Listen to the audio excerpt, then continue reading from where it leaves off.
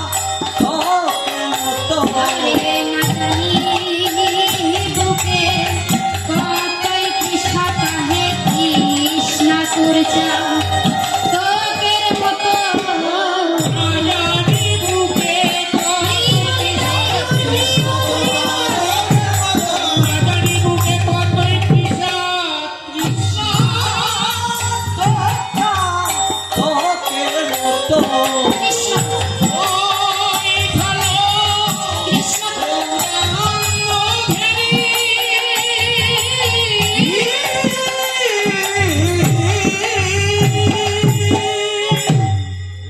চাতক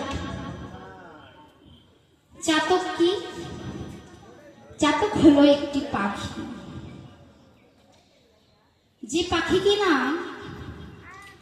মেঘের বরিশন ছাড়া হরি বল অন্য কোনো বাড়ি পান করেন না। তৃষ্ণায় যদি প্রাণটা ত্যাগ করতেও হয়, তবুও ওই বৃষ্টির জল ছাড়া অন্য কোনো জল চাতক পাখি প্রাণ পান করেন না। ঠিক তেমনি গৌরাঙ্গর চারপাশে তার কৃষ্ণ অনুরাগী ভক্তরা এসে চাতকের মতো চেয়ে আছে। চাতক যেমন মেঘের দিকে হা করে, আকাশ পানে হা করে চেয়ে থাকে কখন ওই মেঘ হইতে বর্ষণ হয়ে পড়বে, সেই জলখানা পান করে তার তৃষ্ণা নিবারণ করবে। ঠিক তেমনি সমস্ত ভক্তগণ গৌরাঙ্গের বদনের দিকে চেয়ে আছে কিনা গৌর বদনে কৃষ্ণ কথা শুনবে বলে। তাই তো বাবা, যারা কৃষ্ণ অনুরাগী ভক্ত, যারা কৃষ্ণ ভালোবাসে, তারা কৃষ্ণ কথা ছাড়া অন্য কোনো কথা আস্বাদন করেন না, অন্য কথা আস্বাদন করেন না, শুধু তারা কৃষ্ণ কথায় আস্বাদন করেন।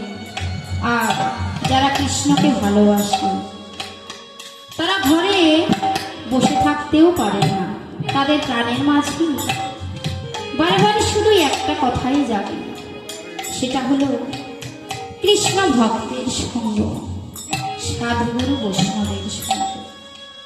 তারা শুধু কেঁদে কেঁদে বলে, আমরা কোথায় গেলে কৃষ্ণ ভক্তে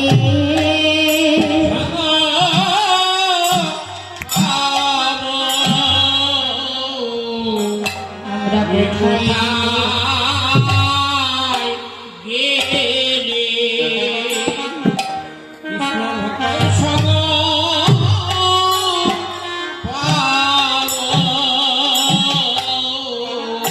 আমরা কোথায় গেলে কৃষ্ণ ভক্তি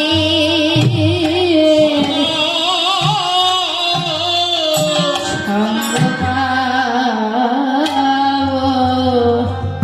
আমরা কোথায় গেলে কৃষ্ণ ভক্তের সঙ্গ পাবো। আর কোথায় গেলে কৃষ্ণ ভক্তের সঙ্গ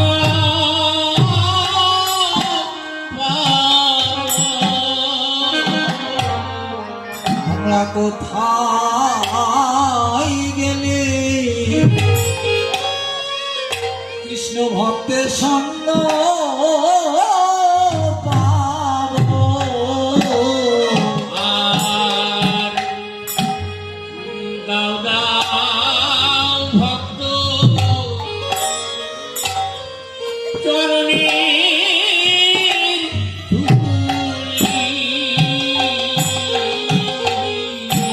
তোমরা দাও দাও ভক্তের ওই চরণের ধুলি। আমায় দাদা ভক্ত তোমার চরণে ধুলি। ওই ধুলি মেখে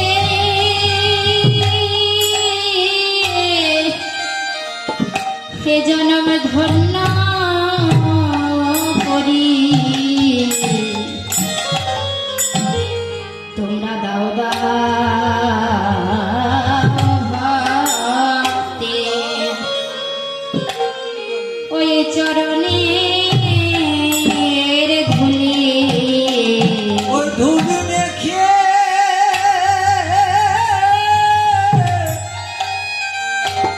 যেন সফল করি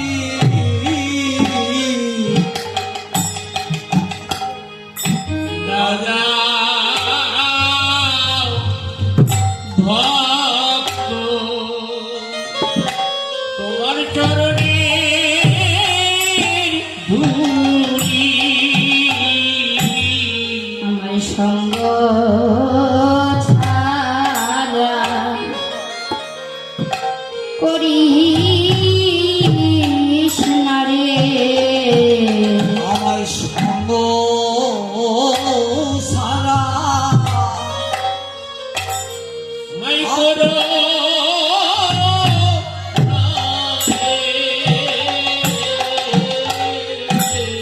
তোমাদের সঙ্গ বড় আমি ভালোবাসি,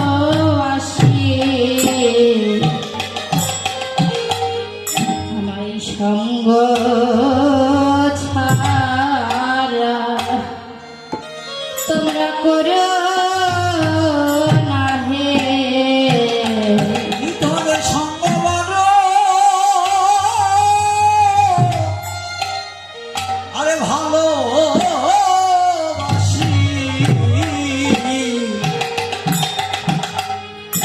তোমাদের সঙ্গ সারা আমায় করো না রে সঙ্গ বলো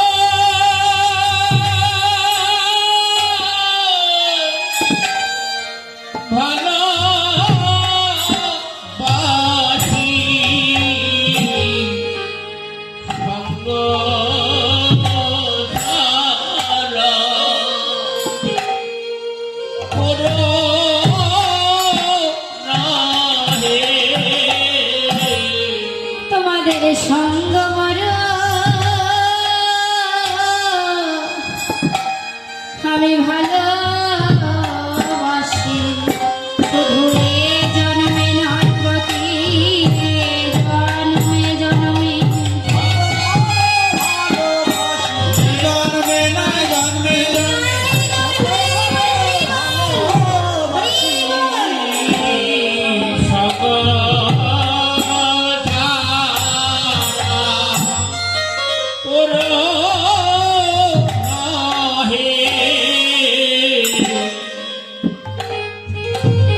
সঙ্গ। কৃষ্ণ অনুরাগী ভক্তরা শুধু চায় ভক্তের সঙ্গ, সাধুগুরু বৈষ্ণবের সঙ্গ। সাধুগুরু বৈষ্ণবের সঙ্গ ছাড়া তাদের ওই মায়ার ঘরে প্রাণ বসে, তাদের থাকা ঘরে প্রাণ থাকে না। কোথায় থাকে? এই ভক্তের বাজারে তাদের প্রাণের মাঝে জাগে। কোথায় গেলে ভক্তের সঙ্গ করব, কোথায় গেলে দুটি হরি কথা কৃষ্ণ কথা বলতে পারব। ঠিক তেমনি আমার গোবিন্দের আঙিনায় তার যে কৃষ্ণ অনুরাগী ভক্তরা এসেছে, তারা গৌর বদনে কৃষ্ণ কথা শুনতে চাইলেন। বললেন, প্রভু হে, তুমি আমাদের কৃষ্ণ কথা শোনাও, আমরা তোমার কথা শুনি। তোমার মুখে এই কৃষ্ণ কথা শুনে এই জনম ধন্য করি। প্রভু হে,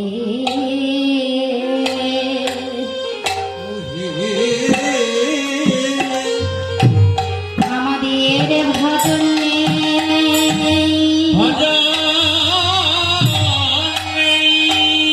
আমাদের সাধন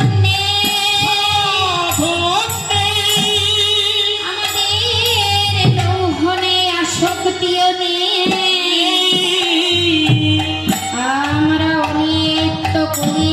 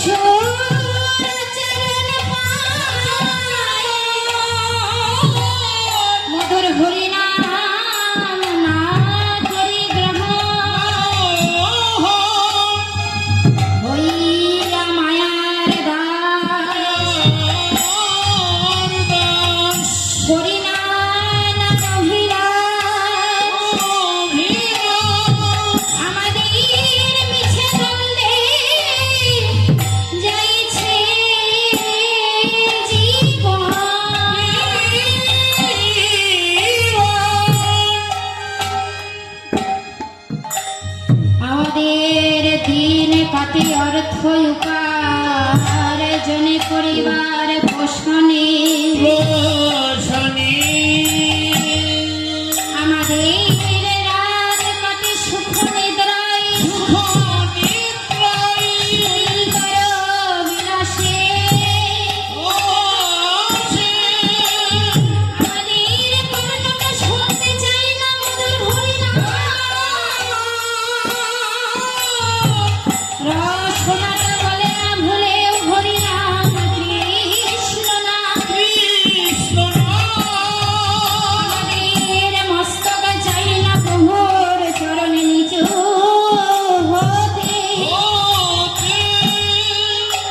আমাদের নাসিকা চাই না প্রজার ভক্তি পেরন্ত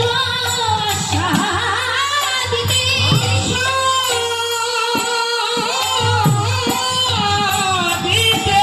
আমাদের হস্ত চাই না পূজায় সেবা দিতে আমাদের পাদুকা চাই না ওই মন্দিরে যেতে আমরা নিত্য কলিতা প্রভু হে আমাদের ভজন নেই সাধন নেই লৌহ নেই আসক্তি নেই আমরা প্রভু কৃষ্ণ কথা বলতে পারবো না প্রভু তোমার বদনে কৃষ্ণ কথা শুনে এই জীবন ধন্য করি ধন্য করি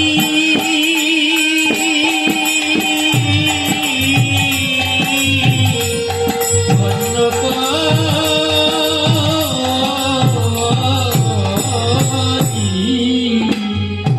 প্রভু বললেন বেশ তোমরা যখন আমার বদনে কৃষ্ণ কথা শুনতেই চাইছ তবে এসো সর্বপ্রথমে কি করলেন একে অপরের সঙ্গে আলিঙ্গন করলেন আলিঙ্গন করি প্রভু কয়েকখানা উপবেশন এনে ভক্তদেরকে বসতে দিলেন বসতে দিয়ে প্রভু বসলেন কোথায় সমস্ত ভক্তদের মাঝখানে প্রভু বসলেন বসে প্রভু কৃষ্ণ কথা শোনাচ্ছেন কেমন ভাবে ভজ শ্রী কৃষ্ণ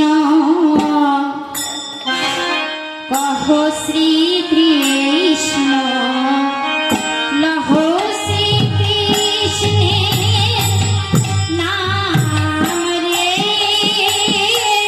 ভজ শ্রী কৃষ্ণ লহ শ্রী কৃষ্ণ কহ শ্রী কৃষ্ণ নাম রে ভজ শ্রী কৃষ্ণ কহ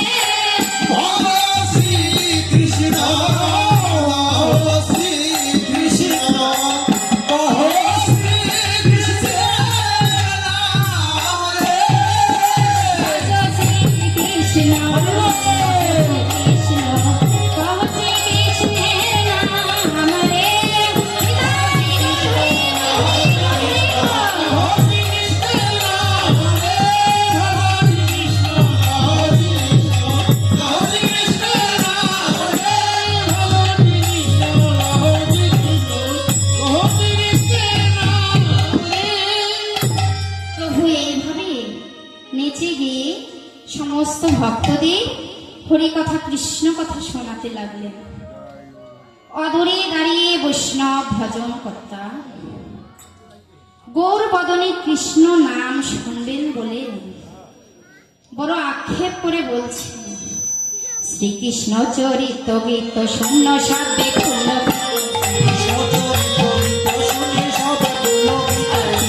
চরিত গীত শূন্য সাবে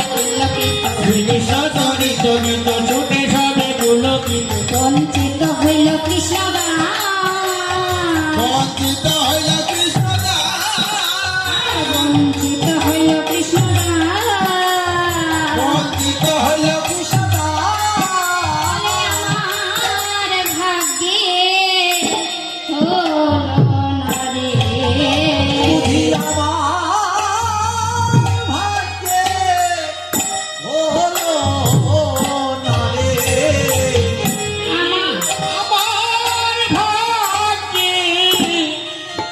হলো না রে। এই গৌর বদনে কৃষ্ণ কথা শোনা বলে আমার ভাগ্যে হলো না রে।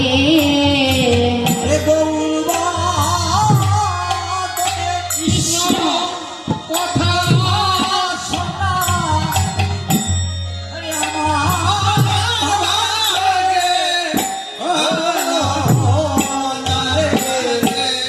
গৌর বদনে কৃষ্ণ কথা শোনা কেবল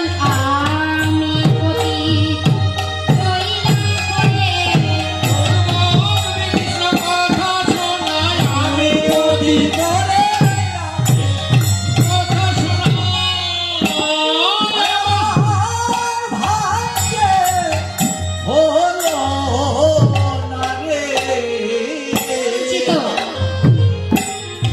ভজন দশটা বৈষ্ণব কবি আক্ষেপ করে বলছে, সবার ভাগ্যেই হলো গৌর বদনে কৃষ্ণের কথা শোনা, কেবল আমার ভাগ্যেই হলো না।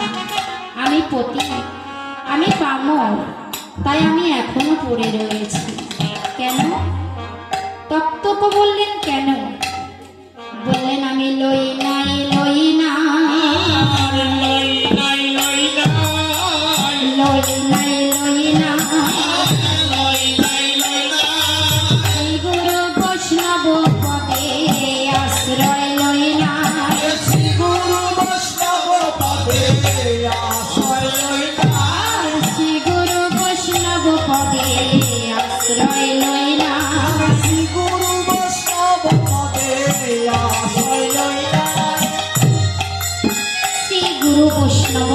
যে আশ্রয় না নিয়েছে তার ভাগ্যে কি কখনো হবে কৃষ্ণ কথা গৌরবদনে শ্রবণ করা?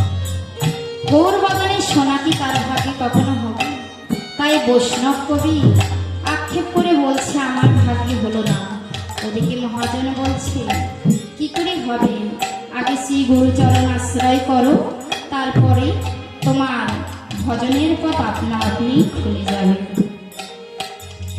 শ্রীকৃষ্ণ চরিত গীত শূন্য সাবে বঞ্চিত হইল কৃষ্ণ